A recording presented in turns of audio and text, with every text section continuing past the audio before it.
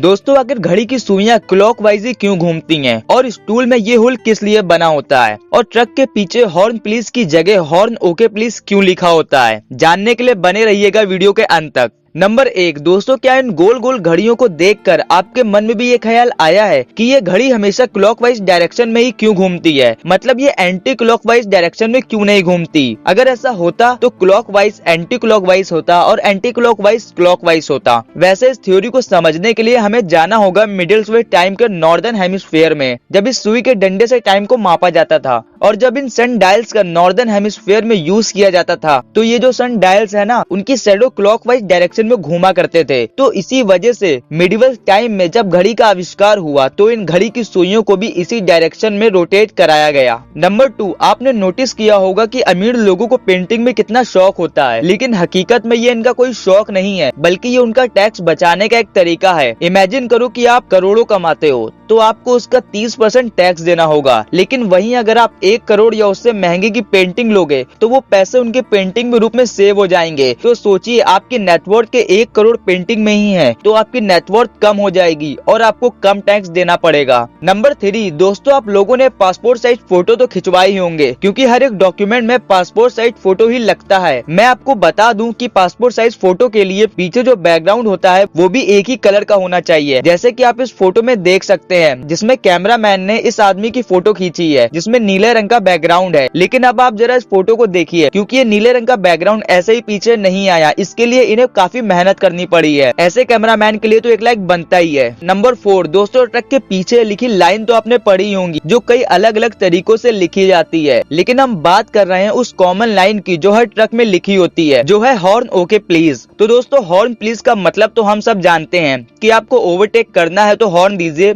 लेकिन ये बीच वाले ओके का क्या चक्कर है। तो वर्ल्ड वॉर सेकंड की एक थ्योरी के अनुसार यहाँ ओके का मतलब है ऑन केरोसिन, जिसे वर्ल्ड वॉर सेकंड से बहुत से ड्राइवर यूज करते आ रहे हैं। ऑन केरोसिन का मतलब होता है कि ट्रक में डीजल के साथ केरोसिन भी यूज किया जा रहा है, जिससे पैसे की तो बचत हो जाती है लेकिन उसमें आग लगने के चांसेस भी बढ़ जाते हैं। तो दोस्तों इसी प्रॉब्लम से डील करने के लिए हॉर्न प्लीज के बीच में ओके लिखा होता है। नंबर 5, अगर आप शॉपिंग मॉल में गए हैं और आप कैरी बैग भूल गए हैं तो आपको एक्स्ट्रा पैसे देकर बैग लेना पड़ता है, पर ये मॉल जो बैग के एक्स्ट्रा पैसे चार्ज करते हैं वो इलीगल है क्योंकि उनके बैग में उनका लोगो है और वो लोगो वाले बैग को बेच नहीं सकते, वो लीगल नहीं माना जाता क्योंकि आप उनके लिए एक टाइप से प्रमोशन भी कर रहे हो। इसलिए बैग के पैसे तभी देना जब वो बैग प्लेन हो, मतलब उसके ऊपर कोई लोगो ना हो, क्योंकि लोगो वाले बैग के पैसे लेने पर उन पर केस भी हो सकता है। नंबर 6, जो लोग हर रोज लैपटॉप यूज करते हैं उन्होंने लैपटॉप के चार्जर में इस तरह का सिलेंडरिक शेप देखा होगा, लेकिन ये किस लिए लगा होता है ये आप नहीं जानते होंगे। कुछ लोगों को लगता है कि ये स्टाइल के लिए लगाया गया है, लेकिन ऐसा नहीं है। दरअसल इसे फेराइड चोक या फेराइड बीट कहते हैं और ये इलेक्ट्रिक सर्किट में हाई फ्रिक्वेंसी नॉइज को सप्रेस कर देती है और ये आसपास के इलेक्ट्रिक डिवाइस से होने वाले इलेक्ट्रोमैग्नेटिक इंटरफेरेंस को भी रोकता है, जिसकी वजह से आपको मॉनिटर फिल्टर कर सकता है और स्पीकर में भी बज हो सकता है। नंबर 7, केकड़े अपने आप में ही काफी विचित्र जीव होते हैं क्योंकि इनका खून नीला होता है और अगर बात की जाए इनके दांतों की तो वो इनके मुंह में ना होके इनके पेट में मौजूद होते हैं, मतलब कि इन्हें अपने खाने को अपने पेट के अंदर ले जाके चबाना पड़ता है। इतना ही नहीं बल्कि खतरा महसूस होने पर क्रैब्स अपने उन दांतों को आपस में रगड़कर काफी तेज आवाज निकालते हैं, जिसे सुनने के बाद शिकारी डर के उनसे दूर भाग जाते हैं। नंबर 8 दोस्तों, हम कहीं भी जाने से पहले अपने कपड़ों को अच्छे से प्रेस करते हैं, चाहे कितनी भी देर क्यों ना हो जाए, लेकिन सोचिए अगर आपकी प्रेस खराब हो जाए तो आप क्या करेंगे। तो देखिए इन भाई साहब को जिन्होंने कपड़े प्रेस करने का कमाल का तरीका इजाद किया है और बड़े ही मजे से इनका पूरा परिवार अपने कपड़े प्रेस करता है। लगता है ये लोग प्रेस की सभी कंपनियां बंद करवा कर ही रहेंगे।